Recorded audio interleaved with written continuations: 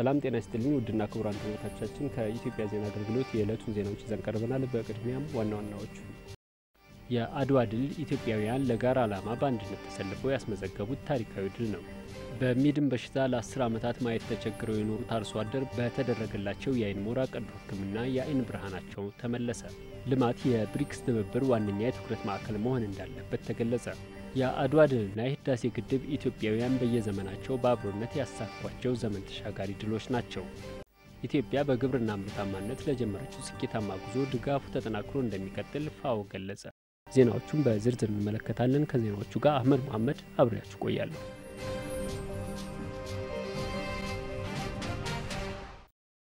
የአድዋ ድል ኢትዮጵያውያን ለጋራ ዓላማ በአንድነት ተሰልፈው ያስመዘገቡት ታሪካዊ ድል ነው ሲሉ በአሜሪካ ዋሽንግተን ዩኒቨርሲቲ የታሪክ ፕሮፌሰር ራይመን ጆናስ ተናገሩ። ፕሮፌሰሩ በተለይም የአድዋ ታሪክ ላይ በሚያጠነጥነውና ዘ ባትል ኦፍ አድዋ አፍሪካን ቪክቶሪ ኢን ዘ ኤጅ ኦፍ ኢምፓየር በሚለው መጽሐፋቸው ይታወቃሉ። ፕሮፌሰሩ ከፒኦኤ ጋር ባደረጉት ቆይታ ኢትዮጵያ በአድዋ ጦርነት ያስመዘገበችው ድል የአውሮፓውያንን የቅኝ ግዛት ምኞት ያስቆመና የወቅቱን አስተሳሰብ የቀየረ ታሪካዊ ድል ስለመሆኑ ይናገራሉ። ከአድዋ ጦርነት በፊት የነበረው የአውሮፓውያን ግምት አፍሪካ ሁልጊዜም በአውሮፓውያን ቁጥጥር ይኖራሉ የሚል ነበር። የአድዋ ጦርነት ያሳየው እውነት ግን ይህ ግምት ትክክል እንዳልሆነ ነው። የአድዋ ጦርነት ይህን የአውሮፓውያን ራዕይና ምኞት ያስቆመ ነበር። ፕሮፌሰሩ ራይመን ጆናስ ኢትዮጵያ በወቅቱ ጠንካራ የነበረችውን ጣሊያንን ድል እንድትነሳ ካደረጋት ምክንያቶች ዋነኛው የኢትዮጵያውያን አንድነት መሆኑንም ነው የሚናገሩት። ኢትዮጵያውያን አድዋ ላይ በወቅቱ ልዩነታቸውንና የውስጥ ጉዳያቸውን ወደ ጎን በመተው ለሀገራቸው ነጻነት በጋራ መፋለማቸውንም አብራርተዋል። ይህም ድል እንዲያስመዘግቡ አድርጓቸዋል ይላሉ። በሚድን በሽታ ለ10 ዓመታት ማየት ተቸግረው የኖሩት አርሶ አደር በተደረገላቸው የአይን ሞራ ቀዶ ሕክምና የአይን ብርሃናቸው ተመለሰ። የ50 ዓመት የዕድሜ ባለጸጋ የሆኑት አቶ ደስታው ከበደ የላስታ ወረዳ ነዋሪ ሲሆኑ ለ10 ዓመታት ማየት ተስኗቸው በሰዎች እርዳታ ሲንቀሳቀሱ መቆየታቸውን ያስታውሳሉ።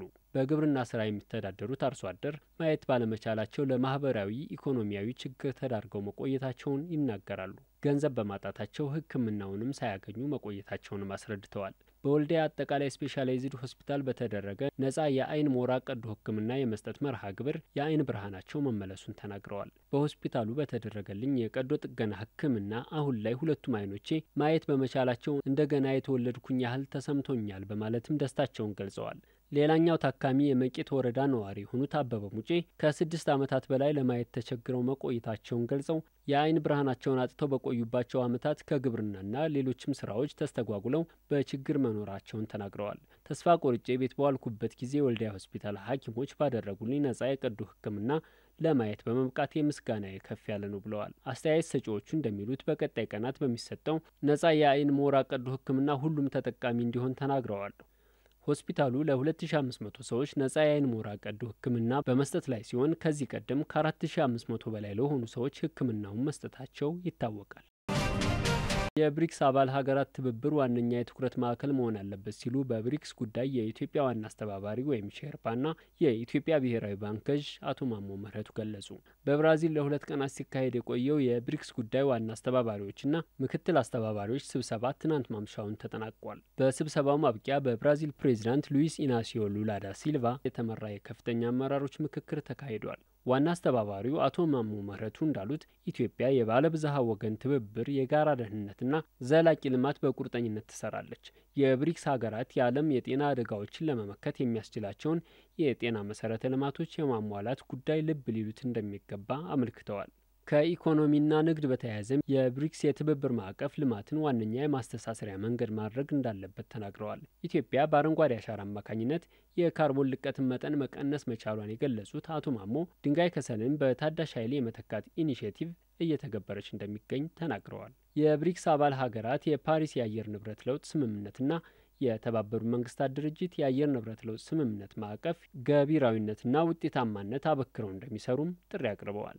ኢትዮጵያ ብሪክስ እንዲጠናከርና ሁሉን አካታች እንዲሆን በቁርጠኝነት ትሰራለች ብለዋል። የብራዚል ፕሬዚዳንት ሉዊስ ኢናሲዮ ሉላ ዳ ሲልቫ ብራዚል በብሪክስ ፕሬዚዳንቷ በዓለም አቀፍ የጤና ትብብር ሁሉን አካታች የሰው ሰራሽ አስተውሎት አስተዳደርና የዓለም የኢኮኖሚና የፋይናንስ መዋቅር ማሻሻያ በትኩረት እንደምትሰራ ገልጸዋል።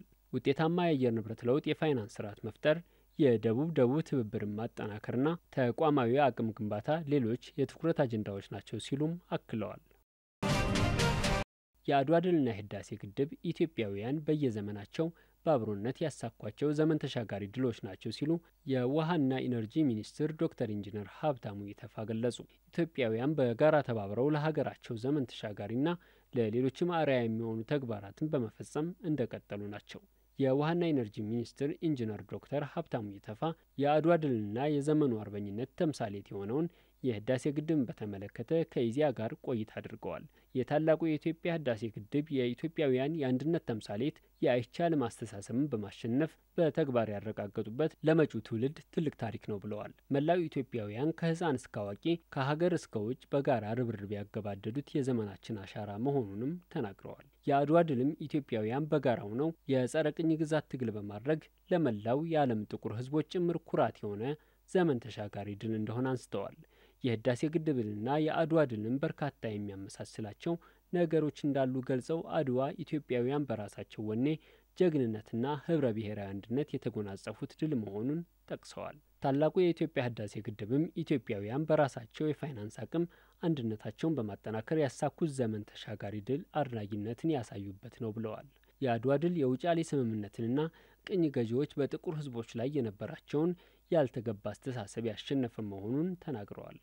በተመሳሳይ ህዳሴ ግድብም በአባይ ወንዝ ላይ ያዘጋጁትን ሰነዶች በትብብር ማዕቀፍ ስምምነትና የህዳሴ ግድብን በመገንባት ዳግም ድል የተጎናጸፍንበት ነው ሲሉም ገልጸዋል። ኢትዮጵያ በሁሉም መስኮች ምርታማነትን ለማሳደግ የጀመረችው ተግባራት ቀጣይነት እንዲኖራቸው ድጋፉ ተጠናክሮ እንደሚቀጥል በኢትዮጵያ የተባበሩት መንግስታት የምግብና የእርሻ ድርጅት ፋኦ ተወካይ ፋራይ ዚሙርዚ ገለጹ። ጠቅላይ ሚኒስትር ዶክተር አብይ አህመድ ባሳለፍነው ዓመት በሮም ጣሊያን በተዘጋጀው መርሃ ግብር በተባበሩት መንግስታት የምግብና የእርሻ ድርጅት የከበረውን የፋኦ አግሪኮላ ሜዳሊያ መሸለማቸው ይታወሳል። የእውቅና ሽልማቱ የተበረከተላቸው በምግብ ዋስትናና በተመጣጠነ የምግብ አቅርቦት ላሳዩት ርዕይ የአመራር ቁርጠኝነት በስንዴ ምርት ራስን ለመቻል በተከተሉት ፈጠራዊ መፍትሄ ነው። ሽልማቱ ኢትዮጵያ በምግብ ራሷን ለመቻል ለምታደርገው ጥረት ትልቅ እውቅና ያስገኘ መሆኑም ይጠቀሳል። በኢትዮጵያ የፋኦ ተወካይ ፋራይ ዚሙርዚ ከኢዜአ ጋር ባደረጉት ቆይታ ኢትዮጵያ በግብርና ምርታማነት አበረታች ጉዞ ላይ ናት ብለዋል። ፋኦ በሰብል ልማት እየተመዘገቡ የሚገኙ ውጤቶችን ለማጠናከር የበኩሉን ድጋፍ እያደረገ መሆኑን ጠቅሰዋል። ኢትዮጵያ ካላት የቀንድ ከብቶች ሀብት ከፍተኛ ገቢ እንድታገኝም በእንስሳት ጤና አጠባበቅ ዙሪያ በክትባትና በሌሎች ተያያዥ ጉዳዮች ዙሪያ ድጋፉን አጠናክሮ እንደሚቀጥል ጠቁመዋል። ኢትዮጵያ ለገበያ የሚሆኑ የግብርና ምርቶችን ለማሳደግ የምታደርገው ጥረት ስኬታማ እንዲሆንም ድርጅቱ በጋራ እየሰራ መሆኑንም ተናግረዋል። በዚህም ከመንግስትና ከአጋር አካላት ጋር በቅንጅት የሚሰራውን ስራ አጠናክሮ እንደሚቀጥልም ጠቁመዋል። ኢትዮጵያ ምርታማነትን ለማሳደግ ለምታደርገው ጥረት ድርጅቱ እውቅና መስጠቱን ጠቁመው በቀጣይም በጋራ ለመስራት ቁርጠኛ መሆኑን አንስተዋል። ባሳለፍነው ዓመት ጠቅላይ ሚኒስትር ዶክተር አብይ አህመድ በተባበሩት መንግስታት የምግብና የእርሻ ድርጅት የከበረውን የፋኦ አግሪኮላ ሜዳሊያ መሸለማቸው ድርጅቱ ኢትዮጵያ እያከናወነች ለምትገኘው የግብርና ስራ እውቅና ለመስጠቱ ማሳያ ነው ብለዋል። ተመልካቾቻችን ለዕለቱ ያዘጋጀናቸው ዘገባዎች እነዚህን ይመስሉ ነበር። ከዜናዎቹ ጋር አህመድ መሐመድ አብሬያችሁ ቆይቻለሁ። መልካም ጊዜ።